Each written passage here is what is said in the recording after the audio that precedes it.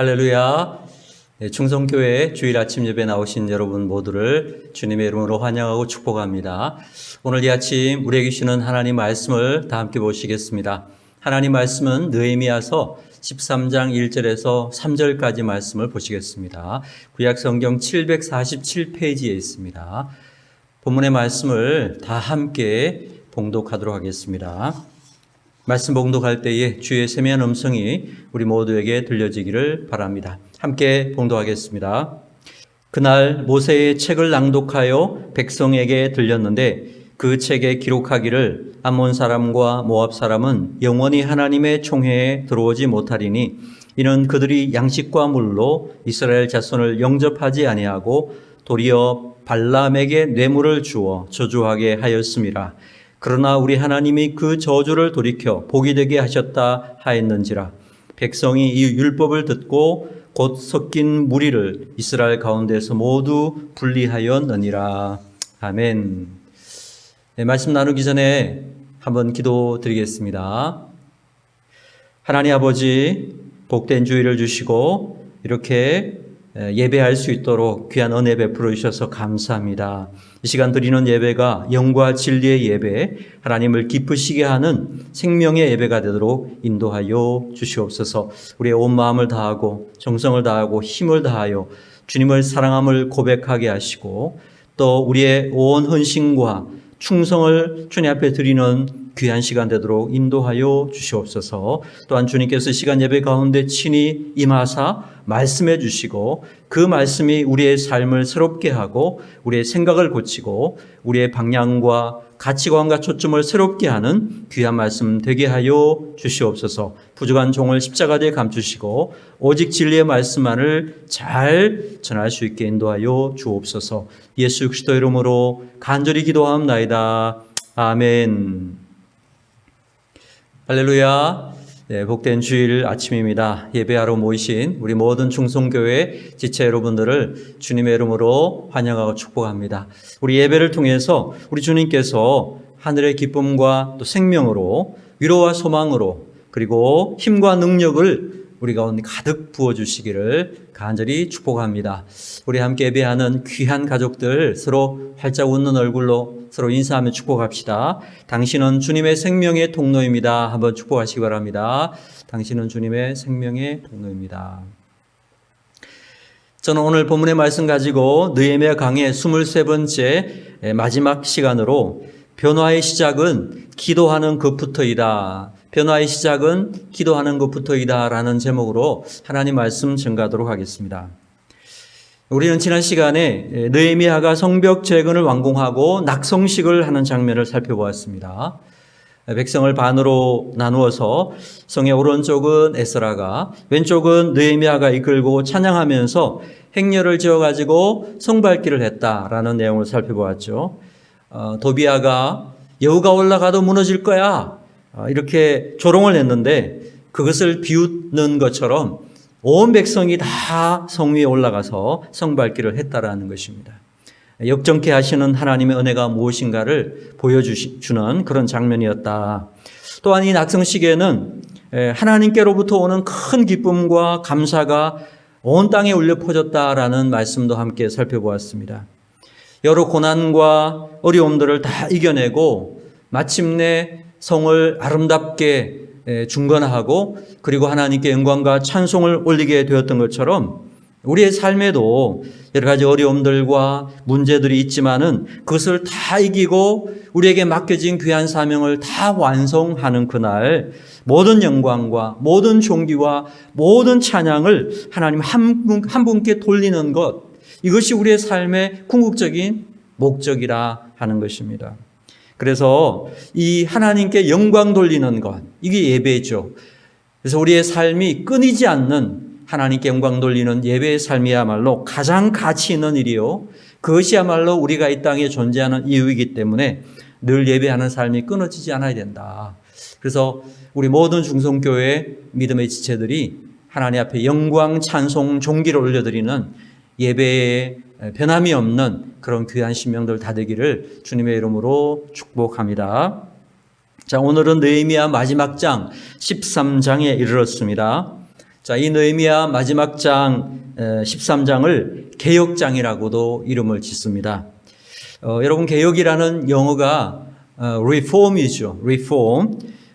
이것은 다시 정리하고 다시금 마음과 행동을 새롭게 한다, 이런 뜻이 있습니다. 다시 말하면 개혁, reform이라는 것은 변화되는 것 같은 거예요. 변화되는 것. 그렇죠?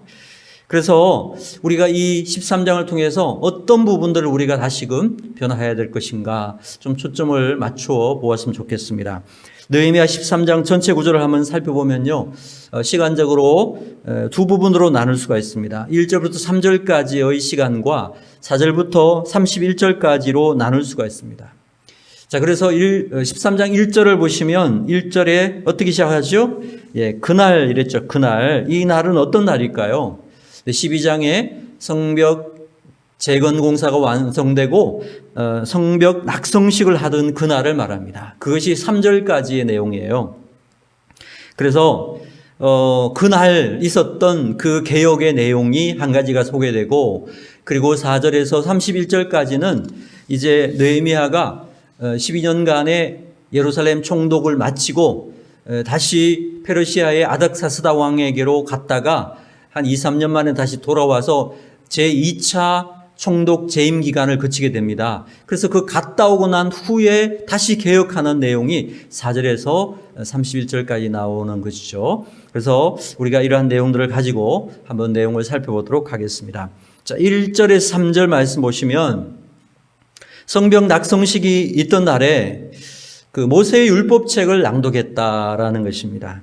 그 말씀을 낭독하다 보니까 그 말씀 속에 모압과 암몬 사람들은 영원히 하나님의 총회에 들어오지 못한다라는 말씀을 읽었다라는 거죠. 네. 그래서 이 말씀, 이 내용도 내용이지만 저는 한 가지 더 눈에 들어오는 게요, 낙성식을 하면 어떻게 보면 헌당 예배잖아요.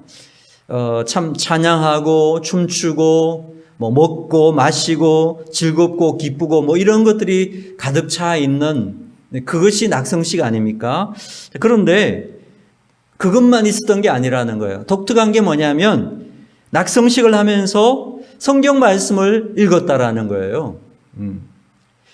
자, 이런 모습은 사실 바벨론으로 포로로 잡혀가기 전에는 전혀 없던 그런 모습입니다. 그런데 이제 바벨론 포로 귀환 이후에는 집회를 할 때마다요, 모인 다음에는 꼭 성경을 낭독하고 묵상하는 것이 공식화될 정도로 강조되고 있다라는 거예요.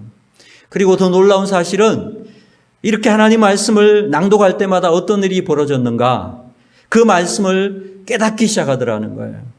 말씀을 읽을 때마다 새로운 깨달음이 있었다. 그리고 그 말씀대로 실천하고 살아가니까 삶의 개혁이 일어나고 변화가 일어나고 거룩한 모습으로 회복되는 놀라운 일들이 일어나더라는 거죠. 이런 모습들은요, 포로기 이전에는 없었던, 포로기 이후에 아주 독특한 모습이라고 하는 것입니다.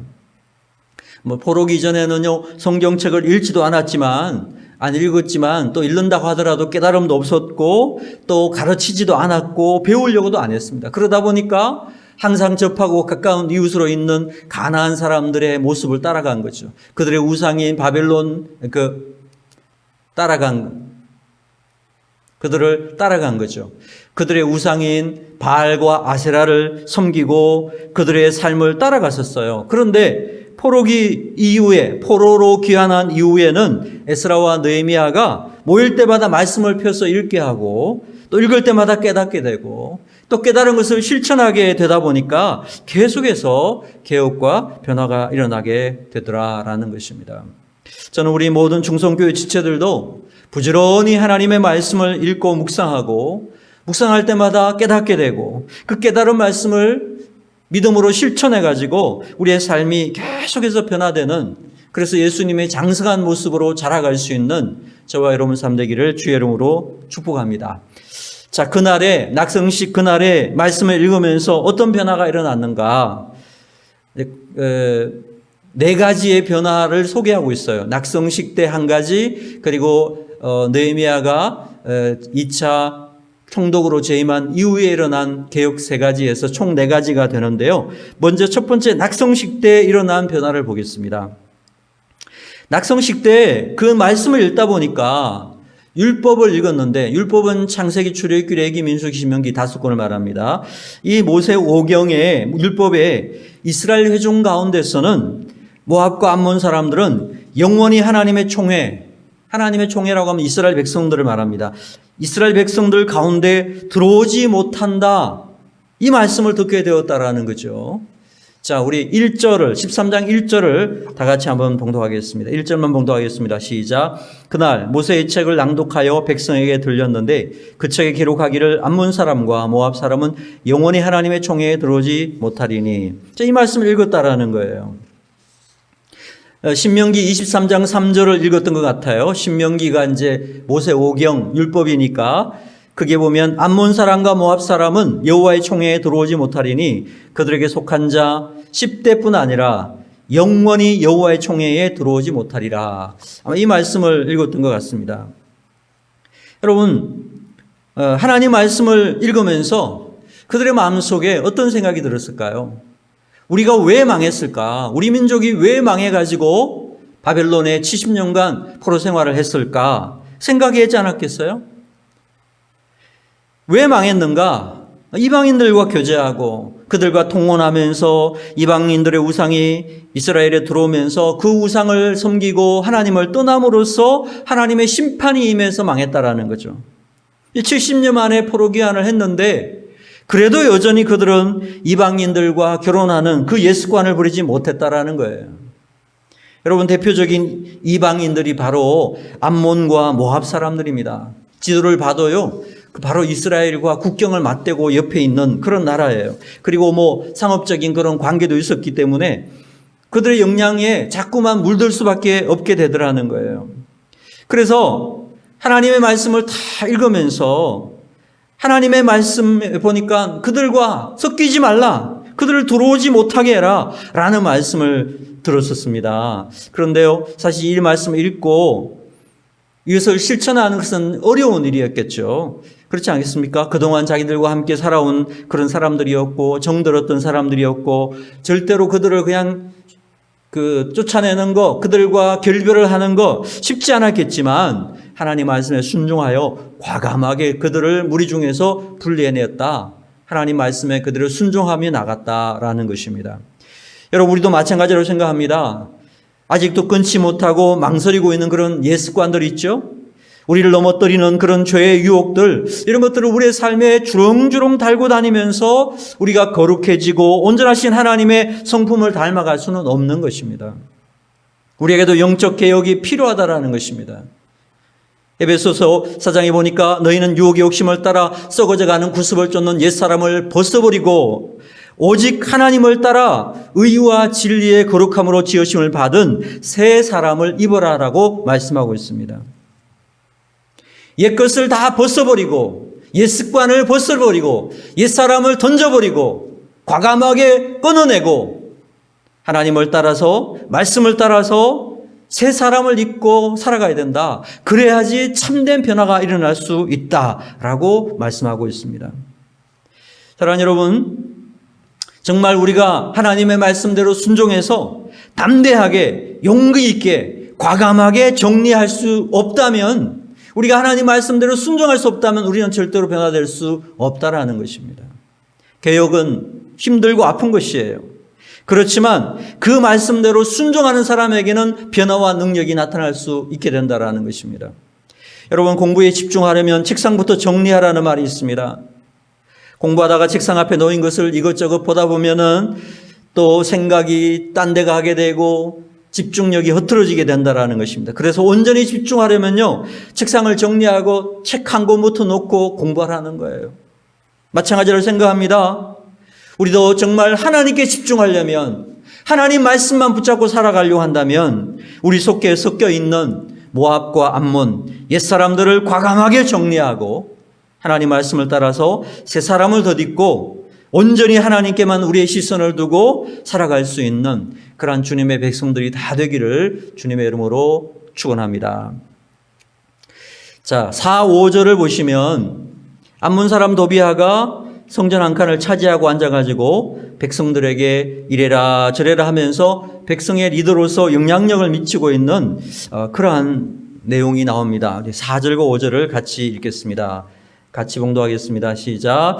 이전에 우리 하나님의 전의 방을 맡은 제사장 엘리야십이 도비아와 연락이 있었으므로 도비아를 위하여 한 큰 방을 만들었으니 그 방은 원래 소재물과 유향과 그릇과 또 레위 사람들과 노래하는 자들과 문지기들에게 11조로 주는 곡물과 새 포도주와 기름과 또 제사장들에게 주는 거제물을 두는 곳이라. 아멘.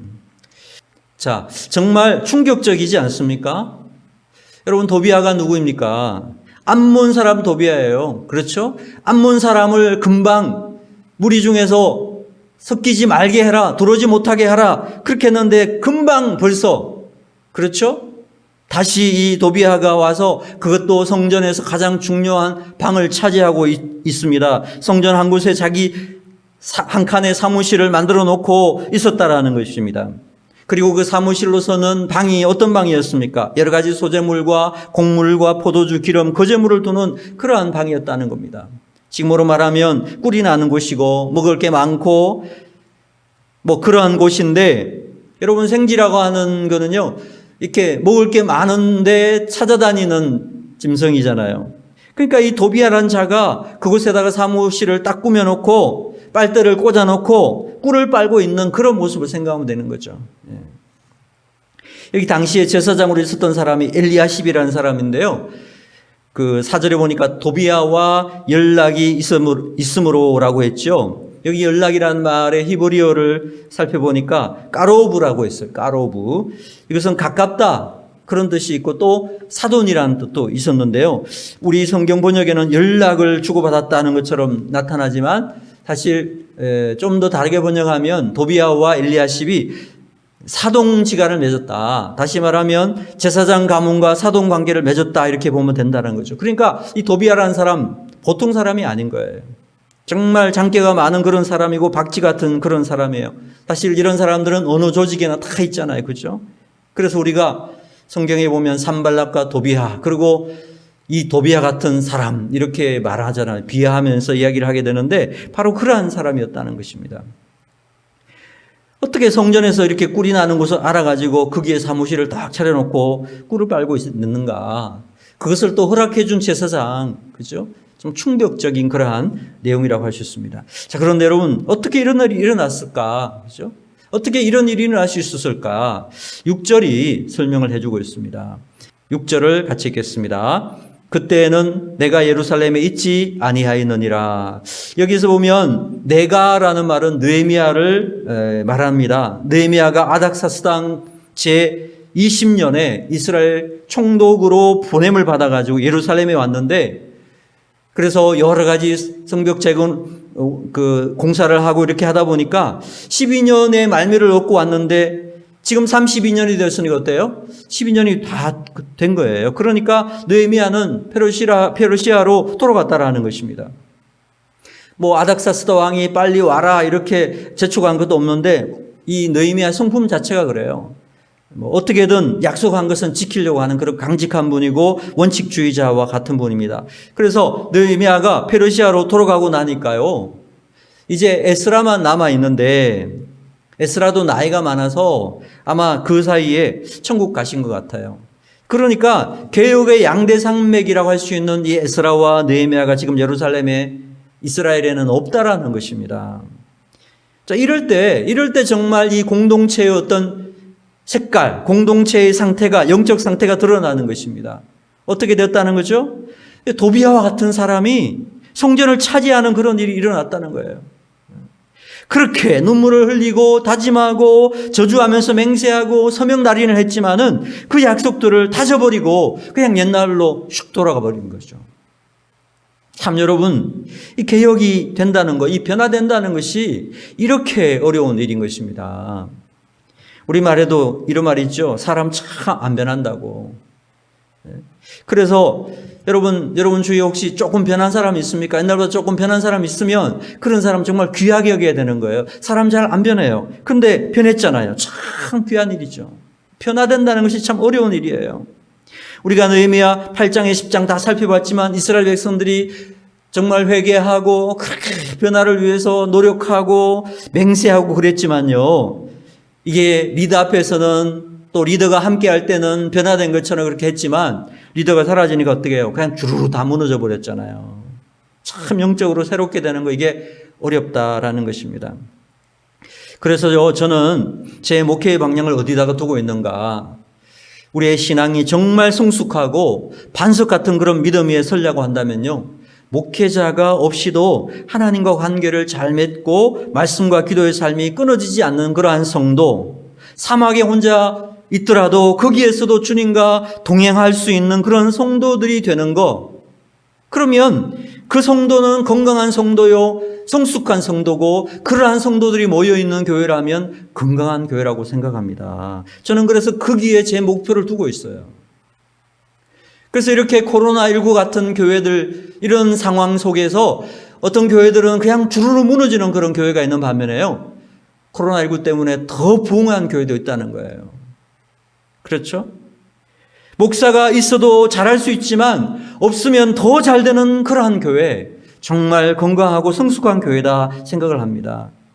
그런데 안타깝게도 많은 목회자들이요, 이런 생각을 하지 못하고 목회자들이 모든 것을 다 알아서 하고 목회자들이 모든 공동체의 중심을 다 차지하고 있다 보니까 목회자가 없으면 어떻게 되느냐? 공동체는 그냥 주르륵 무너져 버린다는 것입니다. 그래서 목회자를 자꾸 의존하게 만들고 목회자 없이는 일이 안 되도록 만드는 것입니다. 저는 바람직하지 않다고 생각합니다. 우리 충성교회 모든 지체들은요, 지금 코로나19로 각 가정에서 예배하고 있지만은 어떤 상황, 어떤 문제 앞에서도 결코 흔들리지 말고 목회자가 있으나 없으나 항상 하나님 앞에서 서 있다. 코람데오의 믿음, 이 믿음 가지고 살아갈 수 있는 그런 성숙한 하나님 백성들 다 되기를 주님의 이름으로 축원합니다.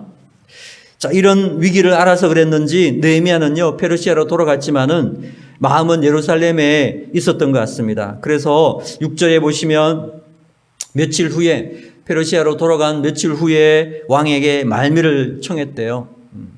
그래서 다시 내가 이제 예루살렘으로 가야 됩니다. 이렇게 이야기를 했던 것 같아요. 그래서 왕의 그 재가를 얻어가지고 예루살렘에 돌아왔는데 그때 시간이 한 2년 내지 3년 정도 걸렸다는 거예요. 갔다가 돌아오는 그 시간이 2년 내지 3년 정도 걸렸는데요.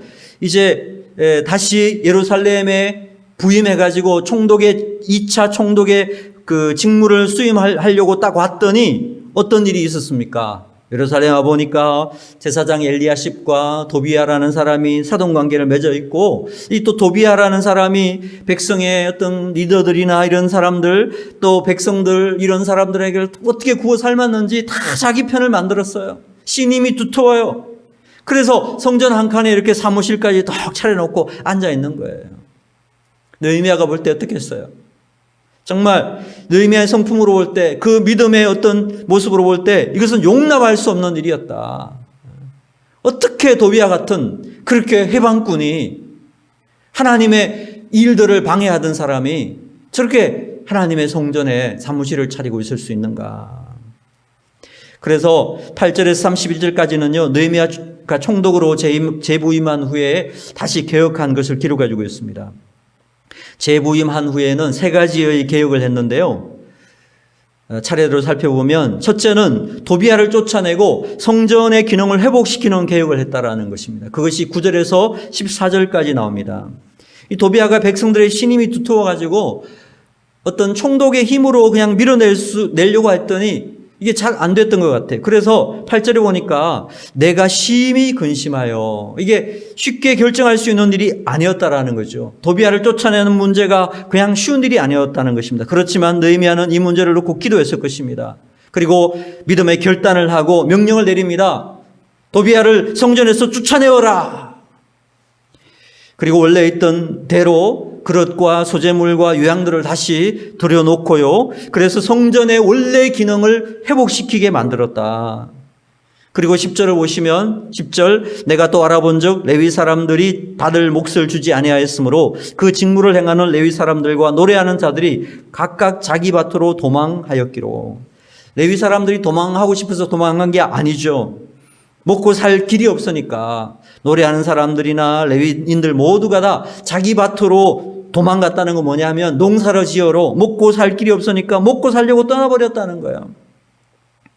그래서 느헤미야가 이것을 꾸짖는 겁니다. 꾸짖으면서 이렇게 말합니다. 하나님의 전이 어찌해서 버림받았느냐.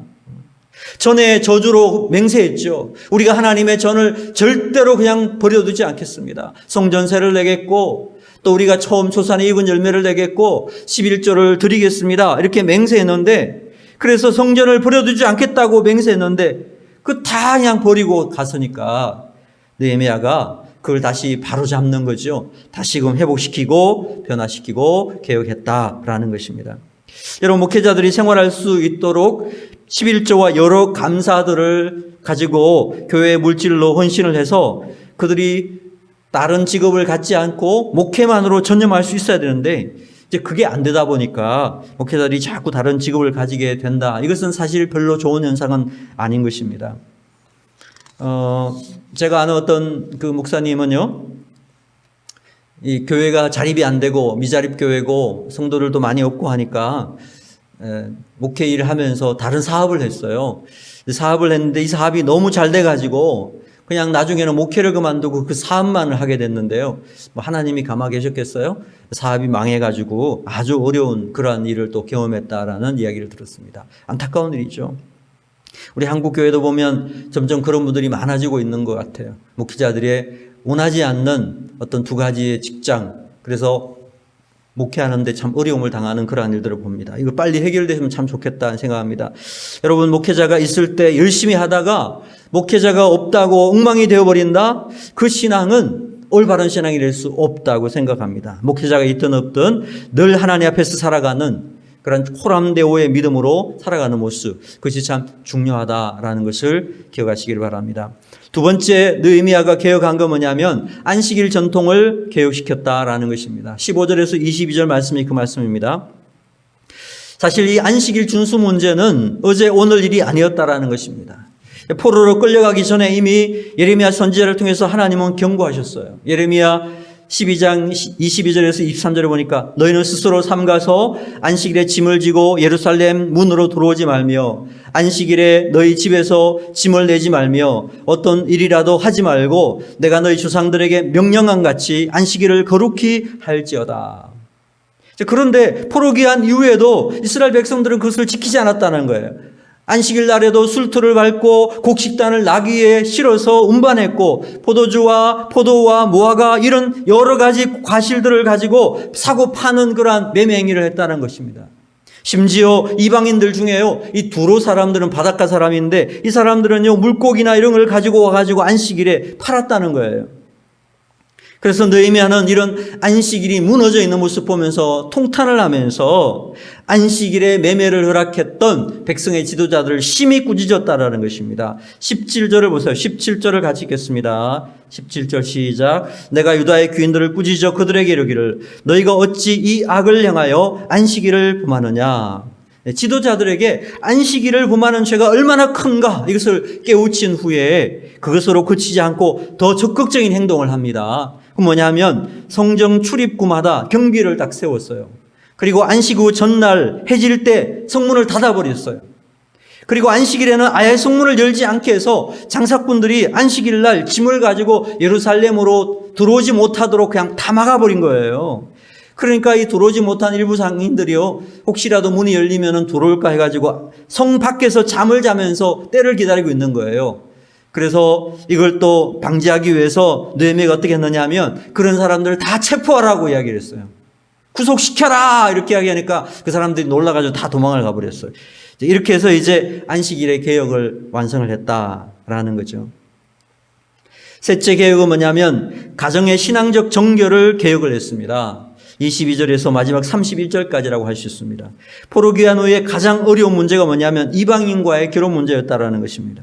1차 귀환했을 때 백성들은요, 우리 딸을 이방인에게 주지 않겠고 또 이방인 여자와 결혼하지 않고 이방인 딸을 우리의 며느리를 삼지 않겠습니다. 이렇게 맹세했는데 이방인과 결혼은 계속되었다라는 거예요.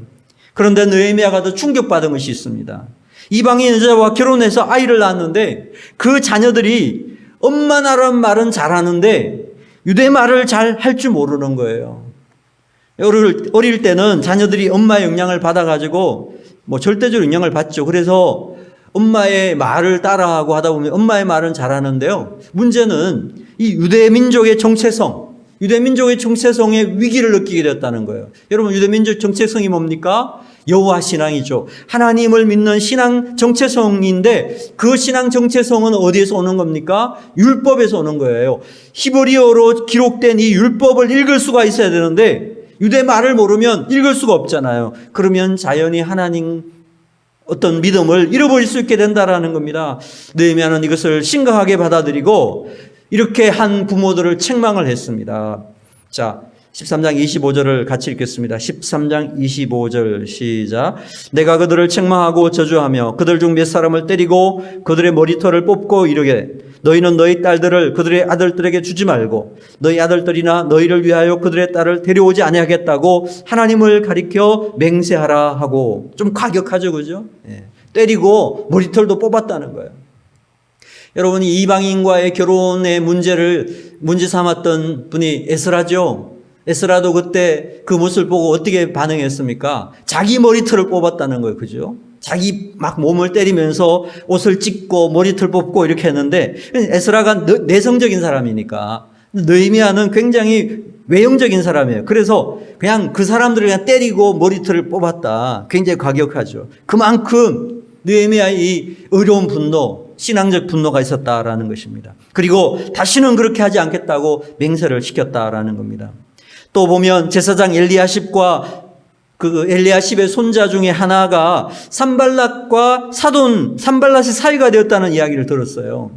그 이야기를 듣고서 그런 모든 관련자들을 다 쫓아내고요, 레위 지파 중에서 새로운 제사장을 세우는 이러한 개혁도 했다라는 것입니다. 자, 이렇게 해서 크게 4가지의 개혁을 하게 되는데, 우리가 느헤미야의 개혁의 내용들을 쭉 살펴보면 그 느헤미야가 이런 개혁 운동을 함에 있어서 굉장히 중요한 어떤 특징적인 모습을 보여주고 있다는 것입니다. 이런 모든 개혁 운동을 하나님의 말씀과 기도를 근거해서 진행했다라는 것입니다. 사랑하는 여러분, 어떤 개혁, 어떤 변화, 새로움 얼마나 좋습니까? 그런데 이런 것이요, 말씀과 기도 없이 하면서 어떻게 되느냐? 그 개혁이 질이 멸렬되거나 방향이 잘못되어서 이상한 방향으로 끝이 나버릴 수 있다는 거예요. 그래서 우리가 어떤 변화를 추구할 때는, 영적인 어떤 새로움을 추구할 때는 항상 하나님의 말씀을 기준으로 우리의 삶을 돌아보고 고칠 것은 고치고 버릴 것은 버려야 된다는 것이에요. 하나님의 말씀은 언제나 우리의 삶의 기준이 되어야 된다는 것입니다. 우리의 삶이 변화되되 하나님의 말씀을 따라 변화되고 새롭게 되어야 된다는 것입니다. 그 말씀의 감화와 감동을 따라서 그 말씀에 순종하게 될 때에 우리는 온전히 예수 그리스도의 장성한 분량에 이르는 성숙한 사람으로 변화될 수 있다라는 것입니다. 그래서 우리의 이 개혁의 변화의 가장 중요한 기준이 뭐냐? 하나님 말씀을 기준으로 해서 변화되는 것이다. 또한 느헤미야 개혁운동의 아주 독특한 특징은 뭐냐 하면 기도로 모든 에너지를 얻었다라는 것입니다. 여러분, 변화는 위험하고 불편하고 힘들고 아프고 또한 여러 반대하는 사람들이 따르기 마련이라는 것입니다. 그래서 변화에는요, 굉장한 용기가 필요하고 굉장한 힘이 필요하고 에너지가 필요한 것입니다. 그런데 그 힘을 어디서 얻을 수 있을까요? 사람에게서 얻는다면 그 힘은 금방 식어버릴 수 있습니다. 그러나 다함이 없는 하나님께로부터 그 에너지를 얻게 된다면 어떻게 될까요? 그것이야말로 온전히 변화를 성공시킬 수 있고 계획을 완수할 수 있게 된다는 것입니다. 오늘 본문을 읽어나가면서 알게 되는 것이지만 여러분, 예민한 분들을 눈치채셨겠죠. 느헤미야의 개혁운동을 추진한 것 가만히 보시면 크게 4가지가 있었다고 했잖아요. 그 4가지 마지막만 보면 어떻게 되어 있는 줄 아세요? 그 마지막에는 항상 하나님이여 라고 기도하고 있는 것을 볼 수가 있습니다. 하나님이여 라고 기도하면서 그 개혁을 마무리하고 있는 것을 볼 수가 있습니다. 자, 여러분 성경 말씀 한번 보세요. 14절 한번 보세요. 14절 같이 읽겠습니다. 시작. 내 하나님이여, 이 일로 말미암아 나를 기억합소서. 내 아버지의 전과 그 모든 직무를 위하여 내가 행한 선한 일을 도말하지 마옵소서. 내 하나님이여 라고 이렇게 찾잖아요. 그죠? 그리고 또 22절을 보세요. 22절 그 중간쯤에 보세요. 내 하나님이여, 나를 위하여 이 일도 기억하시옵고 주의 크신 은혜대로 나를 아끼시옵소서. 또 기도하죠. 내 하나님이여, 그렇게 기도하죠. 자, 그리고 29절을 보세요. 29절. 거기도 보면 같이 있습니다. 내 하나님이여, 그들이 제사장의 직분을 더럽히고 제사장의 직분과 레위 사람들에 대한 언약을 어겨사오니 그들을 기억하옵소서. 이러면서 계속 내 하나님이여, 내 하나님이여 기도하고 있는 것을 볼 수가 있습니다. 자, 여러분 기억하십니까? 느헤미야 1장에서 예루살렘 성벽이 무너지고 성문이 불탔다는 소식을 듣고 느헤미야가 어떻게 했습니까? 수일 동안 슬퍼하며 울면서 금식하면서 기도했다라는 것입니다. 그 기도하는 중에 예루살렘 성벽 재건이라고 하는 귀한 사명을 얻게 되었다. 그 눈물이 변해서 사명이 되었다라는 것입니다. 그리고 공사 중간중간에 여러 가지 방향 어려움이 올 때마다 느헤미야 어떻게 합니까? 하나님 앞에 기도했죠. 또 기도하고 기도합니다. 그리고 이제 마지막 개혁 운동을 마무리하는 그 시점에 느헤미야가 어떻게 합니까? 기도를 하고 있습니다. 내 하나님이여, 기억하옵소서. 역사하여 주시옵소서. 마치 여러분 이렇게 미신에 보면 부정 타지 말라고 이렇게 부적을 만들어가지고 이렇게 딱 붙이잖아요. 저는 그런 모습이 생각이 나요. 이 개혁 하나하나, 이 개혁 운동이 그냥 옛날처럼 다시 돌아가지 말고 정말 이 개혁이 완성되기를 간절히 기도하면서 기도로 마치 탁탁 봉합을 하는 그런 마음이 들어요. 이 개혁이 질이 멸렬되지 않고 이 개혁이 딴 방향으로 흐르지 않고 계속 할 수 있도록, 그래서 이 개혁이 온전히 완성되고 하나님 민족이 새롭게 부흥될 수 있기를 간절히 기도했다라는 것입니다. 그 기도 응답되었을까요? 되지 않았을까요? 여러분, 그 기도의 응답으로 오늘 2021년 7월까지 이스라엘 백성들은 그 민족을 유지하고 있고 신앙의 정체성을 가지고 있습니다. 하나님을 경외하고 있습니다. 세계 최고의 민족이 되었다라는 거예요. 저는 느헤미야의 이 기도의 응답이라고 확신합니다. 사랑하는 여러분, 말씀을 정리합니다. 느헤미야, 이름의 뜻이 뭐였습니까? 하나님의 위로였죠. 힘들고 어려운 생활 속에 살아가는 이스라엘 백성들을 느헤미야를 통해 위로하시고 새롭게 하시는 그 하나님의 위로를 우리가 쭉 느헤미야서를 통해 살펴왔습니다. 그리고 그 하나님의 위로를 증거하는 이 영적 리더로 살아간다고 하는 것은 결코 쉬운 일이 아니었다. 그 길은 좁고 높고 험했습니다. 찾는 이가 적고 대가와 희생을 많이 지불해야 되는 그런 길이었습니다. 그래서 여러분, 리더는 항상 외로운 것입니다.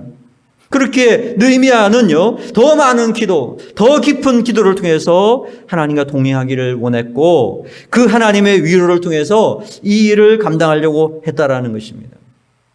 사랑하는 여러분, 사람이 주는 위로는요, 금방 시들어버리는 것입니다. 그러나 하나님께서 위로부터 주시는 위로와 격려는 영원한 것입니다. 우리 예수님의 겟세마네 동산을 늘 떠올리시기 바랍니다. 우리가 힘들고 어려울 때마다 겟세마네 동산에 올라가야 하는 것입니다. 거기에 올라가서 하나님 앞에 간절히 기도할 때에 우리 하나님께서 부어주시는 위로와 격려는 나를 변화시키는 힘이 그 속에 있다라는 거예요. 더 많은 무릎으로 나가게 된다면 아직 내가 변화되지 못한 부분들, 내가 새롭게 되어야 될 부분들을 주님께서 변화시켜 주실 줄로 믿습니다. 그것을 바꿀 수 있는 힘과 능력을 주님께서 공급해 주실 줄로 믿습니다. 하나님이 주시는 위로로 더 많은 변화, 하나님이 주시는 격려로 더 힘 있는 개혁, 이것을 감당할 수 있게 된다라는 것입니다. 이 땅 살아가는 동안에 끊임없이 변화를 추구하고 우리 느헤미야와 같이 쉼없이 기도하여서 하나님의 위로를 받아서 예수님을 닮아가는 그런 장성한 사람으로 성장해가는 우리 모든 중성교회 지체들이 다 되기를 주님의 이름으로 축원합니다. 기도하겠습니다. 하나님 아버지, 조금의 영적 빈틈이 생기면 끊임없이 도전해오는 악한 마귀의 도전을 기억합니다. 또한 변화와 개혁을 싫어하고 안주하려고 하는 연약한 마음이 내 안에 있음을 또한 고백합니다. 느헤미야의 개혁처럼 정말 주님 한 분만 의지하면서 끊임없는 기도를 통해서 하나님의 위로와 격려를 받아서 늘 새롭게 변화될 수 있도록 인도하여 주시옵소서. 믿음의 길을 담대히 걸어갈 수 있는 용기를 주시옵소서. 소망의 인내를 가지고 흔들림 없이 나갈 수 있도록 붙들어 주시옵소서. 사랑의 수고를 기쁨으로 감당할 수 있게 하여 주시옵소서. 예수 그리스도 이름으로 간절히 기도드리옵나이다. 아멘.